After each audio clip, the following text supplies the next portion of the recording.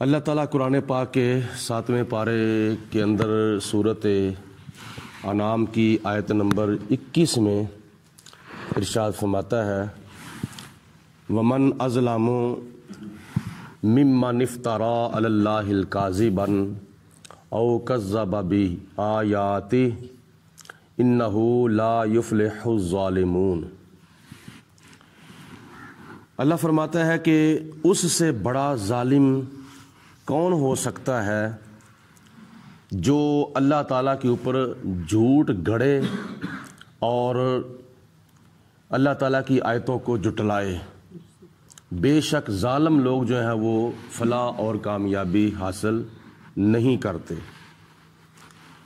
یہ آیت مبارکہ اس کے اندر ظالموں کی مذمت کی گئی ہے، اور ظلم کی تعریف کیا ہے؟ ظلم جو ہے وہ کئی قسم کا ہے، اور بنیادی طور پر ظلم کی تعریف یہ ہے کہ چیز کو اس کے محل کے سوا رکھ دینا، یہ ہے ظلم۔ ایک عربی کا مقولہ ہے وضع شیء فی غیر محلہ، چیز کو اس کے محل کے سوا رکھنا یہ ظلم ہے۔ مثلا ایک جگہ نماز پڑھنے کے لیے وقف کی گئی ہے اور ایک جگہ جوتیاں رکھنے کے لیے وقف کی گئی ہے، یہ ہے عدل اور یہ ہے انصاف۔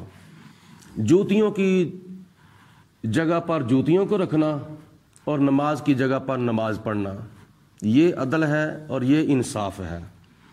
اگر اس کے برعکس کام کر دیا جائے تو یہ ظلم ہے، یعنی نماز کی جگہ پر جوتیاں رکھ دی جائیں اور جوتیوں کی جگہ پر نماز پڑھی جائے، یہ ظلم ہے۔ تو اللہ تعالیٰ فرماتا ہے کہ یہ ظلم کافر لوگ، مشرک لوگ کرتے تھے کہ حق کسی کا ہوتا تھا دے کسی کو دیتے تھے۔ مثلا مشرکوں کا شرک اور کافروں کا کفر، بت پرستوں کی بت پرستی، وہ یہ ہے کہ اللہ تعالیٰ کی عبادت جو ہے یہ اللہ کا حق ہے، جو کہ مشرک لوگ یہ حق بتوں کو دے دیتے تھے۔ یعنی عبادت کرنا، بندگی کرنا یہ اللہ کا حق تھا، یعنی خدا کی بندگی کی جائے، خدا تعالیٰ کی عبادت کی جائے، اللہ تعالیٰ کے سامنے سجدہ کیا جائے، اللہ کو معبود مانا جائے، اللہ تعالیٰ کو مسجود مانا جائے، یہ عدل تھا اور یہ انصاف تھا۔ لیکن مکے کے کافر، مکے کے مشرک جو تھے، یہ اللہ تعالیٰ کو اللہ کا حق دینے کی بجائے یہ حق وہ اپنے بتوں کو دیتے تھے، تو یہ تھا ظلم۔ یعنی شرک قرآن پاک میں آتا ہے ان الشرک لظلم عظیم، شرک جو ہے یہ سب سے بڑا ظلم ہے۔ تو یہ مکے کے مشرک اور مکے کے کافر لوگ جو تھے یہ ظلم کا ارتکاب کرتے تھے۔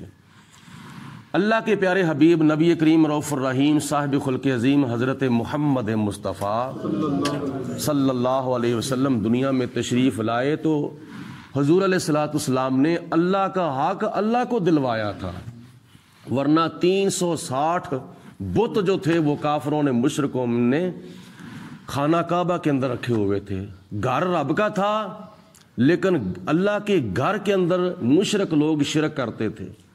حضور علیہ الصلوۃ والسلام کی آمد سے قبل گھر رب کا تھا لیکن یہ ظلم ہوتا تھا رب کے گھر کے اندر، اللہ کا حق بتوں کو دیا جا رہا تھا۔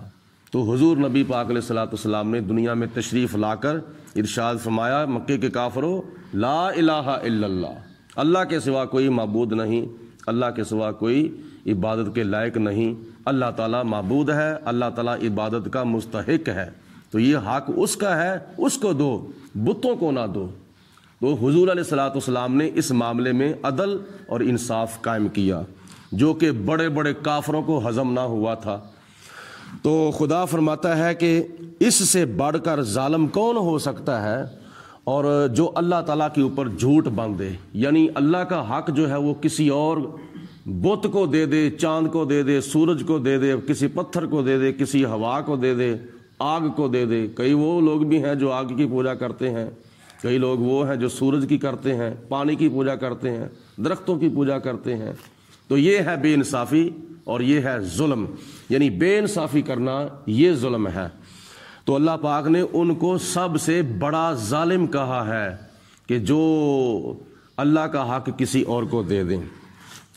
اور دوسرا ظلم یہ ہے او کذب بآیاتی، اللہ کی آیتوں کو جھٹلانا، اللہ کے احکامات کو جھٹلا دینا، اللہ کی آیتوں کو نظر انداز کر دینا، اللہ کے احکامات کی مخالفت کر دینا، یہ بھی ظلم نہیں بلکہ ظلم عظیم ہے۔